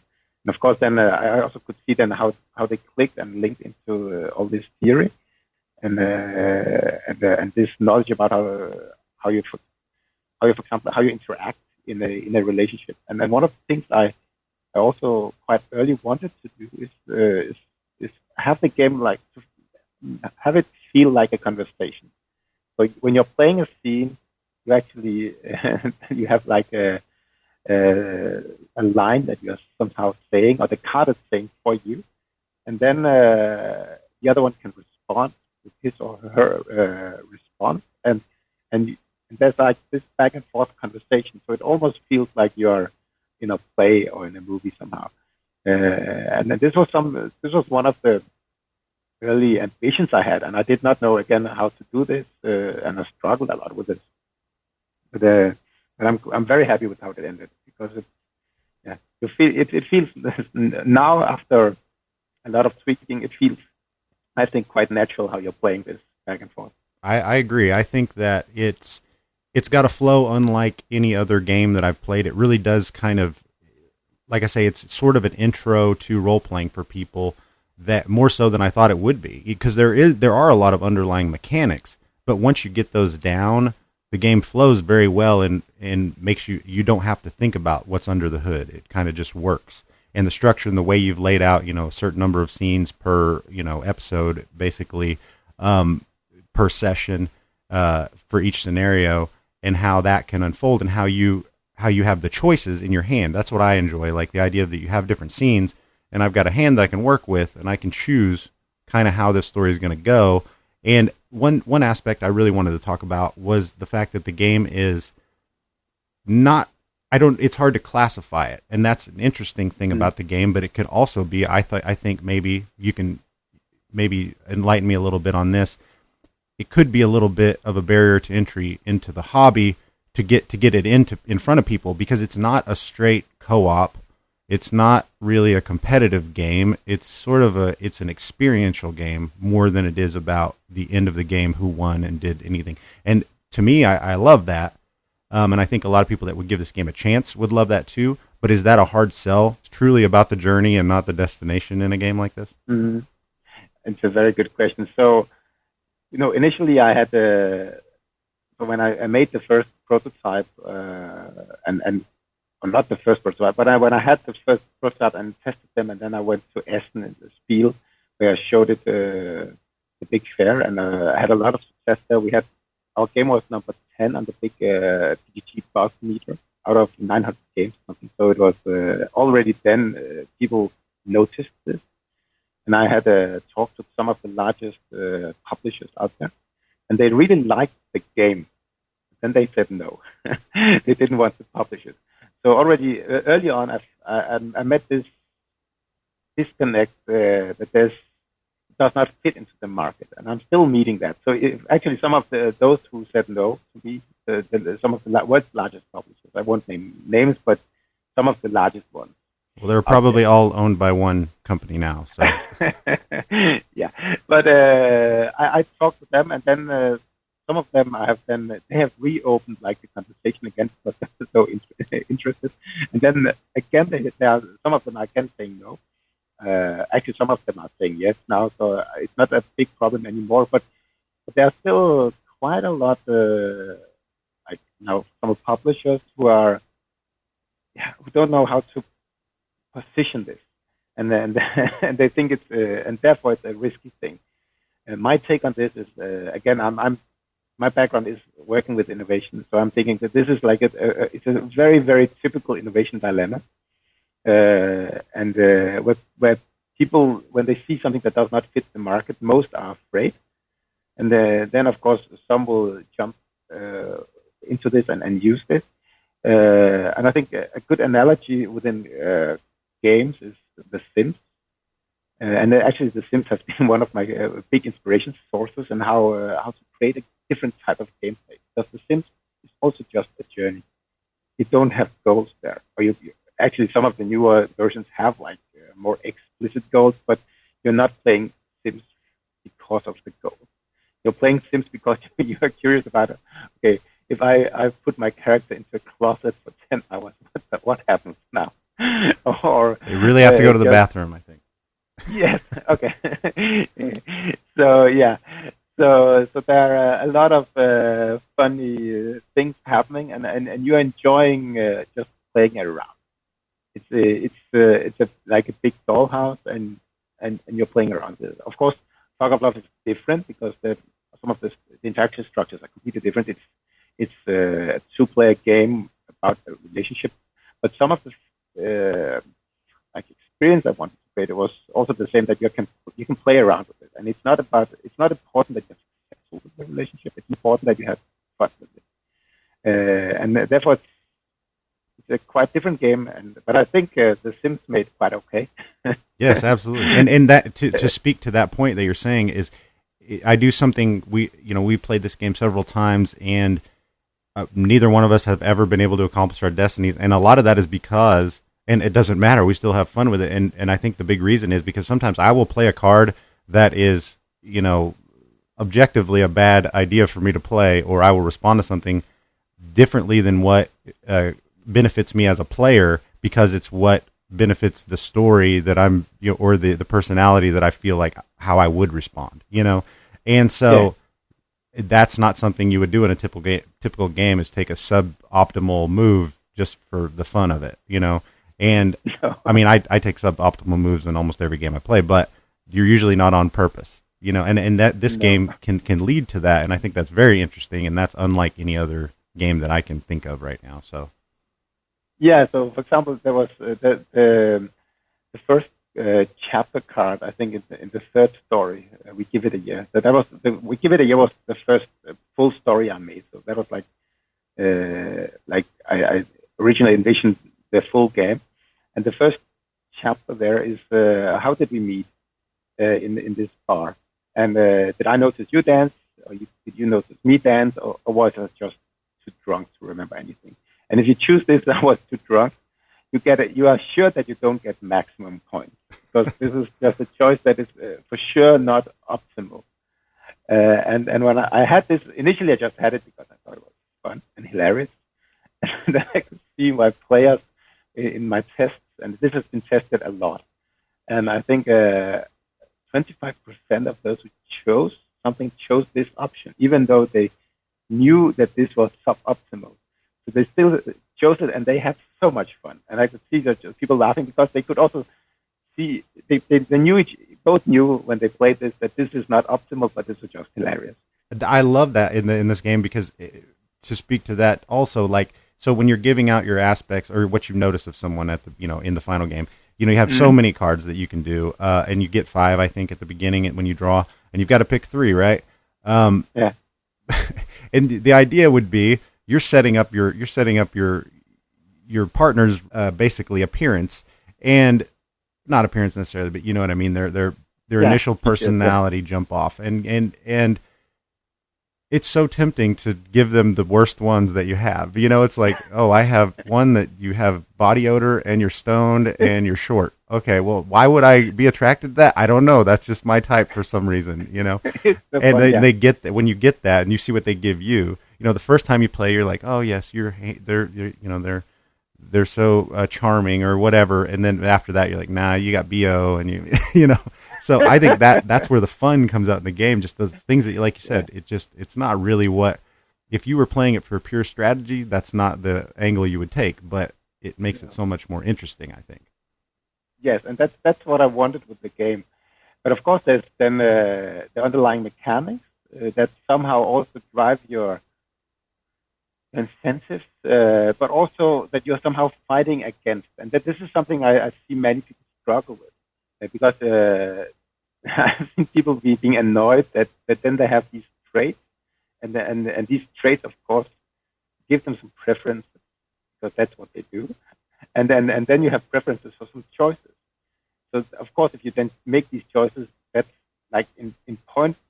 If you look at it from a point perspective, game perspective, of course, then you should choose these options. And people are then annoyed that, but I don't want to do that. No, but then don't. You can actually then choose something that, and of course, then you're not as happy because that's what also would happen in reality. If you're choosing something against your personality, you wouldn't be as happy. But then you can perhaps wing it and do something else, and then have a fun experience. And I've seen some people are struggling with this because they're just thinking in terms of, okay, I need to optimize, but I don't want to optimize. I want to have fun, but then I'm still somehow stuck into this optimization routine, and cannot let loose. And I think this is interesting, and most of them, of course, then learn, okay, I can actually just do what I want, and the game allows me to do this, and I can still actually fulfill what I want to fulfill in the end, because there's not enough room to like play around. But That's exactly about, that goes back to what you were talking about before of just we were discussing how it's hard to categorize this game because there are very few games that give you that option to explicitly kind of tell you what's the way to go, but then give you so many options to not do that, and it's still okay, and to make players who are used to playing a game to win basically kind of relax in that department and just play the game for fun, and really try to get the fun out of it. And you can do both. I mean, you could play this as a very, very shrewd, strategy game. That's what I think is important about to underlie is that the game is not just wishy-washy, do whatever you want. You can play it like that, but there is a lot of mechanisms going on to play your strategy and that push-pull and be conniving and be underhanded, and there's all that going on in the game. And even if you're playing it for fun, there's a push-pull of, I can really tell there's a lot, the research that you did, because there's some psychological interplay going on in that game that really messes with your brain when you're trying to make these decisions, when you're weighing the option of, is it better for me, or how are they going to choose? When it's ones where both of you choose, then you're guessing your play, you're guessing your partner, and your partner's trying to guess you, and maybe you're bluffing, and maybe you say you're going to do something and then you don't do it, things like that. There's a lot of that going on in this game. So I thought that just within this space of what could be a saccharine type, game about superficial, about love, there's so many interesting psychological things going on that it brings out of you. And that's something that role-playing games do for people, and people who've never tried role-playing games wouldn't have ever really experienced this in a game, but this does it better than sometimes role-playing games do because it pulls it out of you without you having to come up with everything. It's not like you're improving. It gives you these choices that you then have to make. Yeah. And I think that's very interesting. Thank you.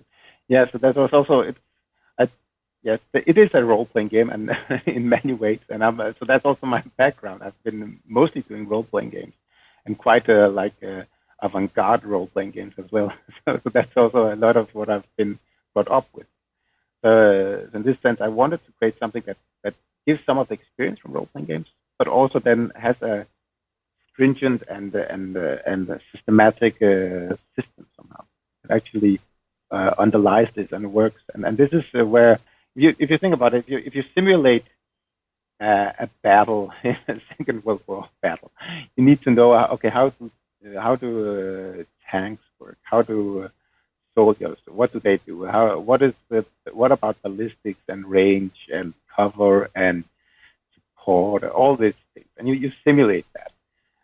But then you can also simulate and understand the underlying things in a relationship, and then try to model this, and then support this role-playing game with this quite correct model of behavior. This is also then this has been one of my huge ambitions, to have a good model for behavior and choice and relationships underlying this game. And I've been, and after I've made this, I've often wondered, okay, why did nobody else then have a behavioral model in a role-playing game? So if you look at this personality model that I'm using, it's the leading personality model out there, and it's something that people would know if they studied just a bit about personality. And you have personalities, of course, modeled somehow in most role-playing games, but they are modeled either in like alignments, mm-hmm. But of course that fits with the stories of D&D. But you have, and then other games have other systems. You have this, some in Vampire, you have some systems that support like your personality a bit at least. But then most games it's quite rudimentary how they try to model this, and I think it's strange because this is actually what they are about.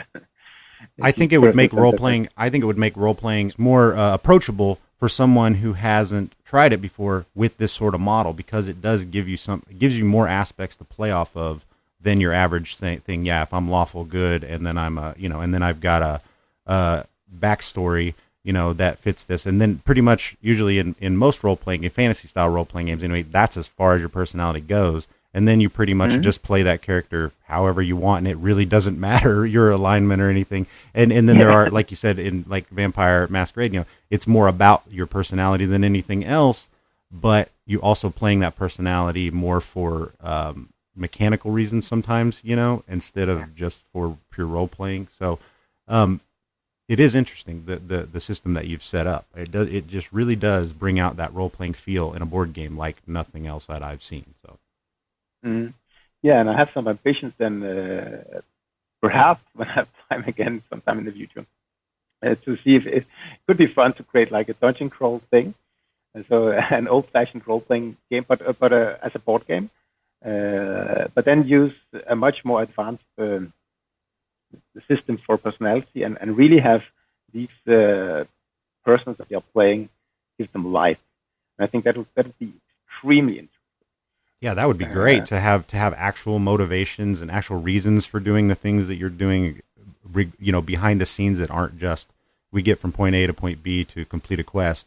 I have my personal ambition and you have yours, mm-hmm. and we're both trying to. That's what's so cool about this game, and that it's hard to make people understand that when you through a review. It's like the interesting part of this game is not necessarily anything that happens. There's so many funny things and interesting things throughout the game, but it's more about what's happening, between two people that this game is facilitating. Mm-hmm. You know what I mean? Yeah. And that's not something that, even otherwise sometimes it's just a two-player head-to-head, battle, or it's a brain squeezing game like say Codenames Duet. I love that as a game, as a two-player mm-hmm. game, but it's a brain burner, and you sit there and you're just in agony the whole time.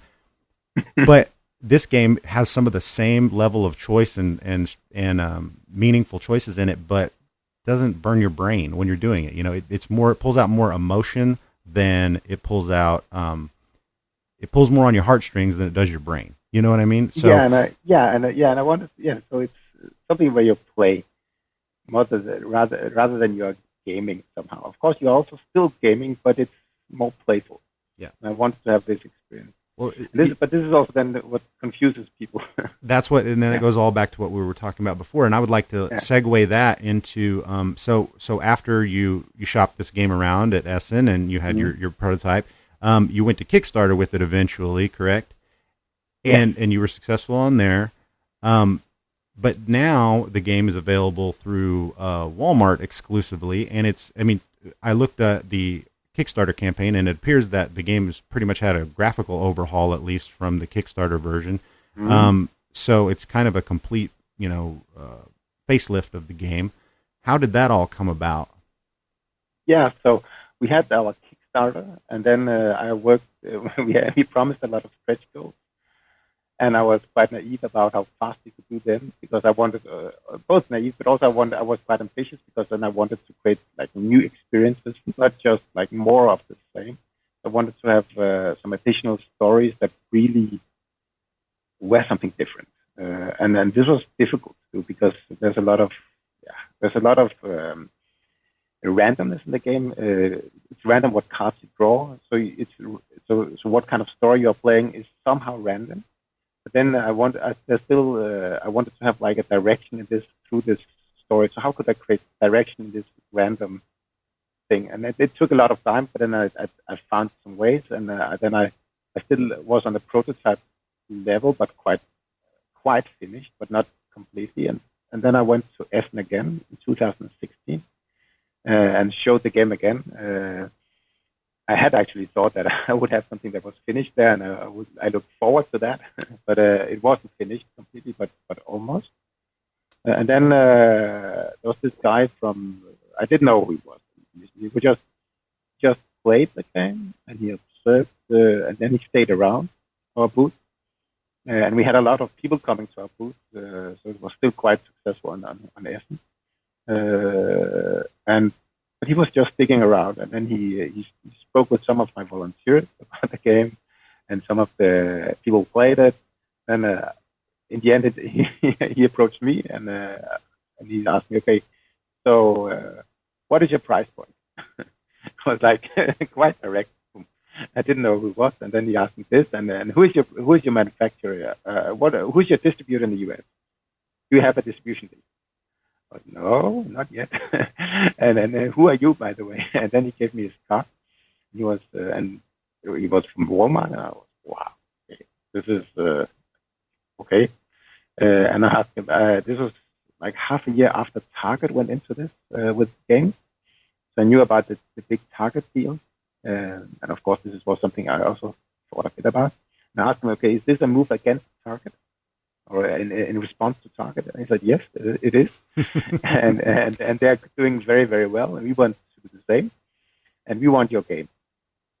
That's very interesting. I had, I guess, wrongly. I knew Target was, into the hobby games, and they have some exclusives too, which is interesting. But I guess I had thought it was more of a move against Amazon, even though Amazon doesn't do exclusivity in games necessarily. Yeah, I know that they're basically at war with Walmart over getting anything that the other can't have is kind of what they are wanting to do. But it does make more sense that it's, Target is more into the board gaming scene. So initially it was at least inspired by Target. I also know now that Walmart, that Amazon is also part of the equation. Of course, it is. But it was initially just, was very inspiring, I think, or eye-opening for these big players that Target did so well. They 5-doubled their sales of games within half a year or something like that, a year. So it was extremely successful. And this was then the first big fair that they went to, and they, of course, he spotted some other games as well, but he was extremely interested in our game, and he said that right away. And he's been extremely nice and friendly to work with, and I was very surprised. I'm from Denmark, so of course I'm not like into all the details about how retail works in the US, but you cannot like help notice the reputation Walmart has about being they're not perhaps not the most ethical company in the world. That's at least what people talk about, and they of course push prices down, and they're tough and all this. And everyone that complains about them still goes and spends $300 every day there too. So it's kind of a catch-22 there. Yeah, in this country, no one wants to say that they like Walmart, but they're literally almost no day goes by where I don't have to go into Walmart here because yeah. Yeah. you have no other choice. So Yeah. So there's this this duality of emotions, and of course I wondered, okay, is this a good move or not? And how can I trust them? But they have been extremely open in our conversations, and they have never like put any conditions regarding, for example, the content of our game. Our game is quite diversity friendly, so LGBT friendly. You can play gay as you want, and whatever and it's very, very open. And we wanted to have this, and I was like, okay, how will they respond to this? Because I know there's some politics, but they didn't. They didn't never mention anything about this. They just wanted to have a good game, and then they did not want to interfere with our creativity. And then later on, so we got a quite good deal. So the difference here between Walmart and then the Target deals, because I know Target they took the games in stores, in the physical stores, and Walmart didn't want to do that initially. But also Walmart is like 4 or 5 times as big as Target, so it's a very, very huge risk to suddenly take several 100,000 games in. They didn't want to do that, so they wanted to test the games online initially. So it's like still a big deal, but it's not as huge a deal initially as the Target deal. You can tell. But then, of course, on the other hand, if it's well online, it might then influence. And I can also tell you that we are not getting that. So they are very happy with our game. It has been a very successful. Yes, happy. They also, yes. So what's it made deal, and then later on we worked, of course, on finalizing with it. We then knew that we had a like quite huge initial production, so we could. This meant that we could then have scale of production, which again meant that we had lower cost per unit, and we chose then to take all the savings and put them back into the quality of the game. So increasing the component quality. Because I personally like games that are high quality, and I want to have something that is high quality. So I didn't want to compromise on that. And then suddenly I had a choice to increase this, and I went all the way. Yes, I mean that's an impressive part of the game as well. That anyone who hasn't played it. The component quality is excellent, and it's unexpectedly good, seeing as what we've come to expect sometimes from big box stores and from the huge companies, the Parker Brothers, and they, the component quality is getting lower and lower and lower in those games as the years go by, and so you come to sort of expect that from that store, and this may be a way that they're starting to try to change that image by having a game with comparable to the highest levels of any board game. It's got, you have poker chips that are, heavy weight to, and they have some heft to them, and you've got wooden components that have great paint jobs on them, no sticking or anything like that. You have an insert that works wonderfully, so the game stores well. Box quality is good. Sometimes, a lot of times in big box stores, even in Target, some of their exclusive games, the box quality is very thin, and so all that, it belies what you would expect from a Walmart game, quote unquote. Yeah. But I agree with that. But we wanted to do this, and we could suddenly achieve this. So this is something. It's not something Walmart asked for, but then they enabled us to do this, and we went ahead and did this. And the other thing, then we also then knew that because of the Walmart thing, suddenly we have a huge opportunity here. So I could suddenly invest more into graphical design. So I hired a really good, really, really, really good graphical designer, also expensive, but good. And he did a fantastic job. And then and we spent time on doing it. So because I wanted to have it right. Also, I knew that, of course, I won't get a second chance. So I have this chance, and I won't get it. So I needed to do it right. And then on top of this, then we also knew, Walmart is not like the first place gamers go to. And many of those who would buy a game at a Walmart, they would probably not know so much about games. So we also wanted to make it like extra easy to enter the game. So we did this tutorial mode, and we developed. This was also something I experimented with before even Walmart came to the scene. So I thought about how could we do this, but then now we knew that okay, it would enter this big store somehow. So I really wanted to make it easy to play. So this was also because of that somehow that we did that. So it affected the game in many ways. I think in a very positive direction. That we suddenly had this huge order that decreased the risk for me because I knew I had an okay surplus on this order that I could then reinvest, and I reinvested all of this back into the game. But I could afford this, and then of course this is also then something that perhaps can enable even bigger success if it goes well now. Well, I'm glad it's working out well, and I'm glad that it's a success from their perspective. The online sales are going well, and that experiment is paying off. What do you see in the future for this game continuing forward? Is it going to always be a Walmart exclusive? I would assume by kind of the way that you're describing this deal that's kind of going to be the thing. And are they going to then be carrying and supporting the expansions that are coming out, the expansion packs and everything? Will any of that ever make it to a store, do you think, or is that going to be online only for the time being? I can tell that the Walmart is interested in extending our exclusive deal. Initially, it's just a year. It's a year from it went into the stores. And it went into the stores, I think it was mid-November. So the deal is that the exclusivity deal ends actually in November this year. But they want to extend this, and we are right now negotiating what this means. They are offering me perhaps that it might go into the physical store.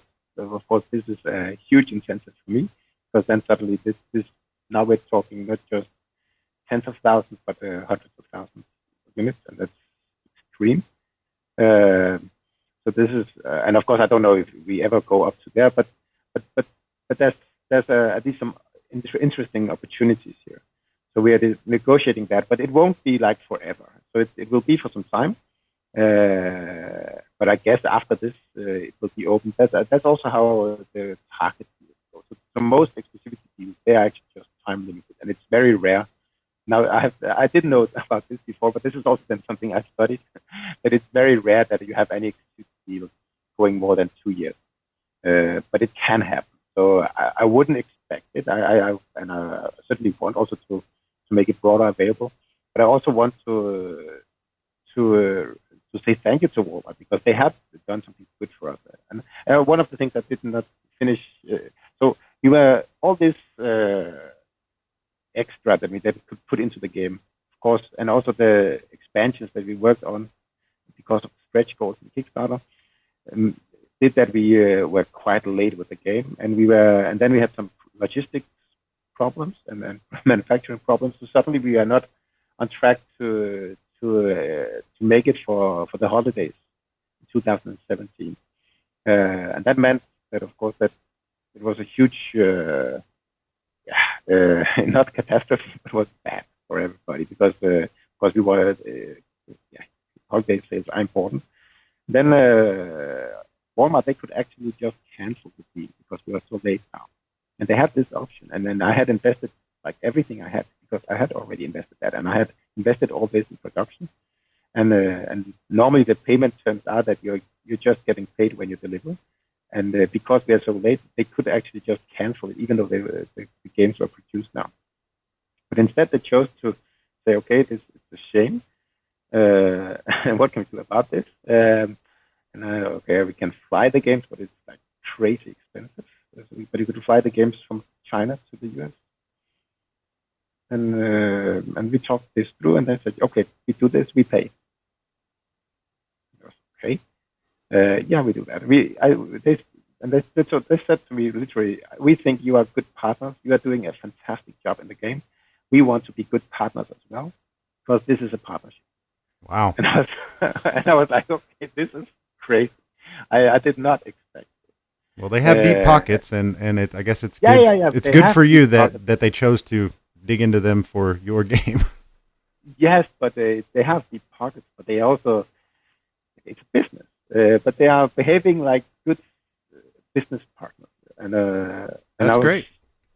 Yeah, and I can also tell that I know one of the other games that is entering or has entered now the exclusivity and an exclusivity deal with them. They're also behaving quite nicely towards them. So at least from my perspective, they are good partners. But of course, I also know that they don't cover everybody, and a lot of people don't like them and don't want to buy their and many people wouldn't know that they could buy the game there. So of course, it's also interesting for us then at least sometime enter a broader distribution. Yep. Naturally. That's understandable. I mean, you getting your game out there to the community though has been, I think, because it did hit here before the holidays. I got mine in November, I do believe, and it just kind of came out of nowhere. In my eyes, I don't believe I really noticed the Kickstarter for some reason. I'm not a huge Kickstarter guy. I'm getting into it more now with the podcast, but always before I had backed like 2 games, and so I didn't even look at it all. I wasn't constantly on Kickstarter, but the game came up, so then I looked that up, and I'm so okay. So there's already a Kickstarter campaign, and I heard a couple of just overviews of the game, and I thought, well, I'll just check online. Oh, there it is. It's available. And I thought, this probably won't be available very long because I didn't know the production run or anything, And No. I just thought, this is odd that it's only at Walmart and they're actually available. And then next thing I knew, a week later, I was hearing about this game on every single podcast and it was, shot up on BGG. And that was just one of those things where it's a pleasant surprise when that happens because most of these games are in the pipeline for years or months, and everybody knows they're coming, and no one's ever surprised by anything, So I think that was very interesting. This has been a great interview, and I really appreciate you coming on and being so candid about your process and speaking with us about that because I think a lot of people might have questions about that Walmart deal and just not understand where it was coming from, because it's a new thing. It's all these board games are expanding into a much broader market, worldwide now. And we're at that point where that bubble is it's expanding and expanding. And there's going to be a lot of weird turns that it takes, to get to where it eventually settles down into something that's just more normal. You're in Europe where board gaming is more of a part of life, in Germany and around there than it has been for years, and it's just normal there. Well, in America, that's just starting to become more normal, where it's not weird to see a family down the street not playing Monopoly, they're playing Ticket to Ride or something. And I'm seeing that it's proliferating more and more and more, and deals like this are going to spearhead and help get those good games in front of more eyeballs so that the average person can play a good strategy game versus, some Ameritrash stuff that's just, just roll and move type things, which is what that's all half people think that's all there is in board games, and all you have to do is open their eyes to the fact that there's some real meaningful things, and it can sometimes be a better way to spend a date night with your wife playing Fog of Love than, sitting and watching Netflix, like you said, and arguing about what you're going to watch. So but the strange thing is that the German publishers, because I've of course also then approached them, most of the big ones, they are quite conservative regarding my game, and then they see it's very difficult for them to envision how to sell this, as we talked about this before. So for them, there's the most established market out there.